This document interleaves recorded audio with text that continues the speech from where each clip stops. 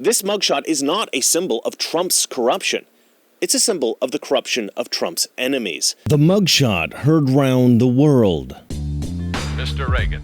When we were young, we were all introduced to this image. This is a kind of visual pun. It didn't really tell you much about yourself, but it did illustrate the phenomenon of subjective perspective. Some people would see an old witch, others would see a beautiful young woman. Later in life, we were introduced to the blue and black dress, or was it the white and gold dress? More recently came the Yanni or Laurel audio phenomenon. Laurel, Laurel, Laurel, Laurel. And now we've got this photo. Some people who see this photo believe that they see a crook, they see a criminal, they see the face of evil. But for a lot of us, we see a hero, a freedom fighter, a political prisoner. We see the face of hope. For some, this is the most wanted man in America because they want him to go to prison. For others, this is the most wanted man in America because they want him to be president. Now, unlike the visual illusion about the old lady and the young woman, the Trump image does tell you something about yourself. It tells you whether or not you are easily manipulated by corrupt politicians, whether you are gullible, whether the deep state can coerce you into believing whatever they want, or it can tell you if you are an independent-minded person, if you think for yourself, if you can see the corruption that is obvious right in front of your face. I suppose in many ways this photo is a test that can tell you whether or not you have common sense. The funny thing is that this photograph of Donald Trump, which has been manifested through the corrupt actions of Democrats, well, it has done more for Donald Trump's image than anything he could have produced for himself. Donald Trump has overnight gone from an outrageously popular presidential candidate to a folk hero. The memes have come fast and furious. And I'm going to read some of those memes to you, and I'm going to give you my thoughts on this historic mugshot in one moment. First, of course, I have to sell you something. The US dollar has lost 85% of its value since the 1970s when the dollar decoupled from gold, and the government seems bent on continuing this tradition. From now until the next election, the government can print as much money as they want. The last time they did that, inflation went up 9%. This means one thing: the security of your future and your family's future, it's all in your hands. Make sure you freeze the value of the wealth that you are holding. Invest in gold with Noble Gold Investments. Gold is the one asset that is proven to withstand recession, inflation, and just about all economic threats. Noble Gold Investments is here to help you if you want to invest in gold. You will also get a 24-karat 1/4 ounce gold standard coin for free. Go to noblegoldinvestments.com right now, noblegoldinvestments.com, or simply call 1-877-646-5347, the only gold company that I trust. Now, the first image I want you to look at here is Trump's own tweet. Now, this is his first ever tweet since he was banned from Twitter and since he started his own company, Truth Social. He's written, "Election interference. Never surrender." This is fantastic. Everybody retweeted this. It's been viewed 250 million times. It's got 364,000 reposts, 1.6 million likes. Elon Musk commented on this post. He wrote, "Approximately 10 million views per hour of this image." This is in the first day after it was posted. Just unbelievable. Now take careful note of what Donald Trump is wearing here. Donald Trump is wearing red, white, and blue. Donald Trump knew exactly what he was doing when he got dressed that morning. I do think Donald Trump was making a statement. He was sending a message. By wearing red, white, and blue, Donald Trump was saying, "I am a patriot." And he was saying, "I am standing defiant against corrupt Washington, D.C." And that's, of course, why we love him. The Babylon Bee tweeted, "Breaking, Trump indicted again for looking too stunningly handsome in mugshot." Ben Garrison, of course, made a cartoon, as he always does. This is Democrats screaming at any possible mugshot that Donald Trump could have taken, and I love this. He's smiling. He's not taking the charge seriously. He looks bored. This is an insult to our democracy. He looks smug. He thinks he's getting away with his crimes. He's a thug. He's threatening us. And it's true. They would have criticized any expression that Trump would have made in his mugshot. That's how Democrats are. Carl Benjamin, Sargon of Akkad, he posted retribution with, of course, the glowing red eyes, ready for retribution. Somebody, I don't know who did this, but somebody posted a full-body Donald Trump mugshot. Of course, this is not real. This is Photoshopped, but what a brilliant Photoshop job. Whoever did this is great. But I just thought that was pretty funny. And somebody named Machiavelli Memes created a meme, Donald Trump as the most interesting man in the world. And he's written here, he doesn't always get a mugshot, but when he does, you better watch out. Stay angry, my friends. I love that. I think that's great. I don't know who made this one either, but somebody posted, the mugshot that America deserves. And I agree 100%. This is the mugshot America actually deserves. Carrie Lake posted a mugshot of her own. She writes, lots of fake mugshots out there right now. This is real. And then, of course, there is my personal favorite, my own clever little creation, America's Most Wanted. Because, of course, Trump's the most wanted president in my lifetime. Desperately wanted and desperately needed. If you want to buy one of these t-shirts or a coffee mug, the link is in the description below. And yes, this little black and white vector style art is my own design. And honestly, I think these are the coolest designs around. I mean, I'm obviously biased, but I just love these. So buy a t-shirt, buy a mug, buy 20 mugs, buy 20 t-shirts. All right, now let's get serious. I want to talk a little bit about the real ramifications of this mugshot. What does it really mean? We joke about it. We even celebrate it as a kind of sign of Trump's defiance against the corrupt establishment. But this is a truly dangerous time in America. A Republican president has been unjustly targeted for imprisonment by the Democrat Party simply because they don't want him to be president again. We have officially crossed the line from a country with some corruption in its government to a corrupt country. That is, our government has now become fully corrupt. Look, you can have a functioning, stable capitalist democracy with some corruption in the government. You cannot have a functioning, sustainable capitalist democracy with a fully corrupt government. And when they decided to falsely charge Donald Trump with crimes in order to stop him from running for president again, they crossed the line and fully accepted corruption as the standard operating procedure for our federal government. Now, it isn't clear to me when this decision was made. Perhaps it was back in November of 2016 when Trump was first elected president. But it wasn't until they filed false criminal charges against Donald Trump that this corruption was fully realized. And this is why the mugshot is so iconic. You see, this mugshot is not a symbol of Trump's corruption.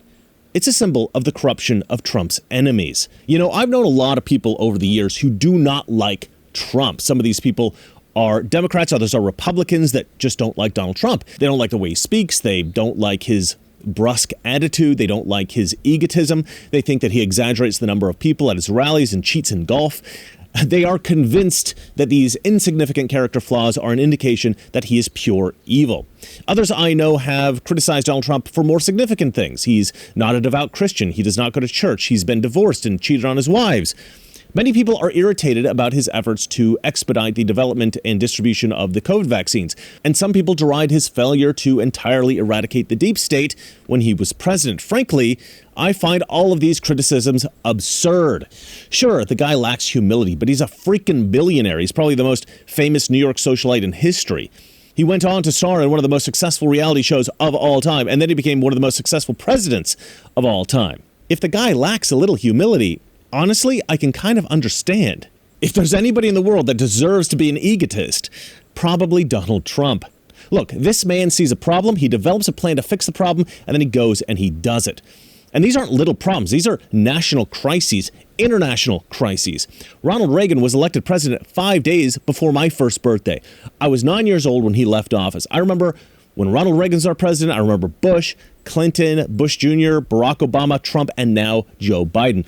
And look, I remember all of the presidents discussing problems around the world and problems here at home, and I remember them talking about what should be done to fix these problems. But I can never remember a president who looked at all these kinds of problems, presented solutions to the American people, and then executed those solutions in a way that was utterly and entirely effective, in a way that Donald Trump has done throughout his presidency. No other president has been as effective as Donald J. Trump. Do you remember when Trump was running for president in 2016? He said that he was going to bring manufacturing jobs back to America. And Barack Obama said, well, how's he going to do that? What magic wand does he have? Some of those jobs of the past are just not going to come back. And when somebody says, like the person you just mentioned, who I'm not going to advertise for, that he's going to bring all these jobs back. Well, how exactly are you going to do that? What are you going to do? There's no answer to it. He just says, well, I'm going to negotiate a better deal. Well, How exactly are you going to negotiate that? What magic wand do you have? And usually the answer is he doesn't have an answer. And then Donald Trump got into office and he immediately did it. Under President Trump, more jobs created in professional business services, but still both very strong in that regard. A big difference here is in manufacturing, relatively higher paying jobs, where President Trump has done 386,000 more jobs, or that's been done under his presidency, than under President Obama. Look, guys, before Donald Trump ran for president, we never had heard of the deep state.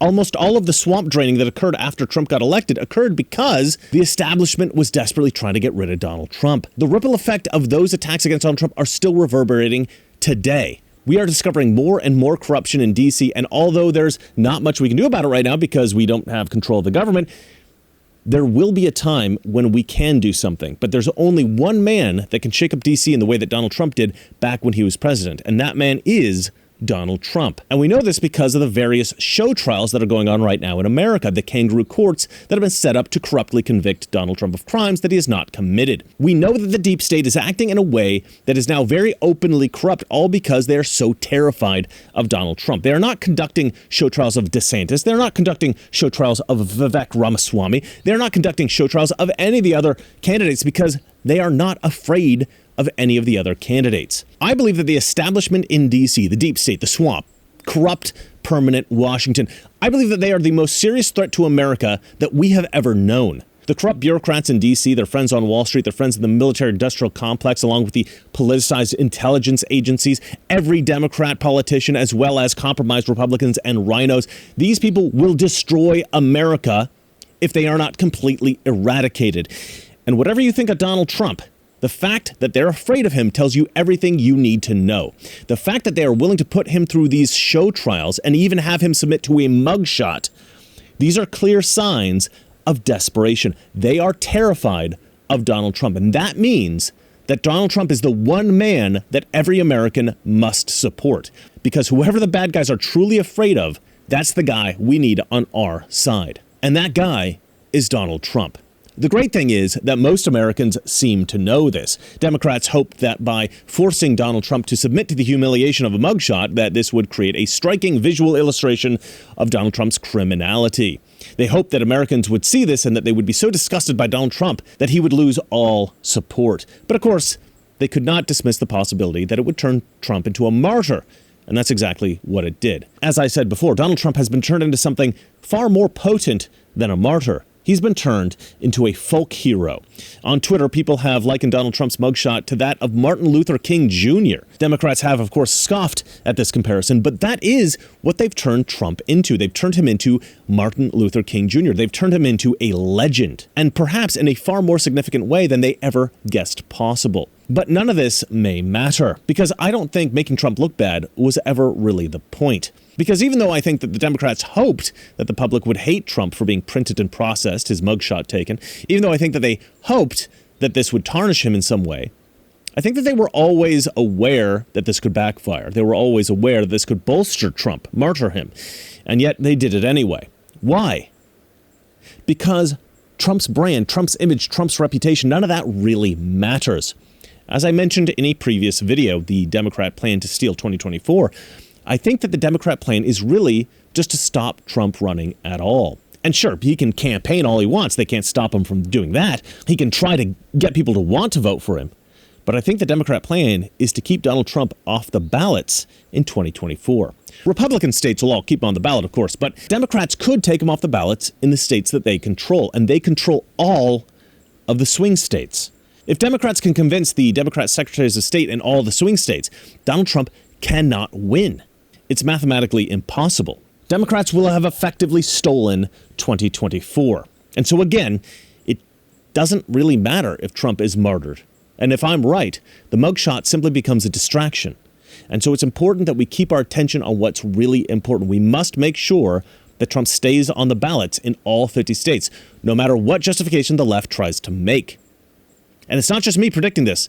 It's finally been noticed by Jonathan Turley, Tim Pool, and Charlie Kirk.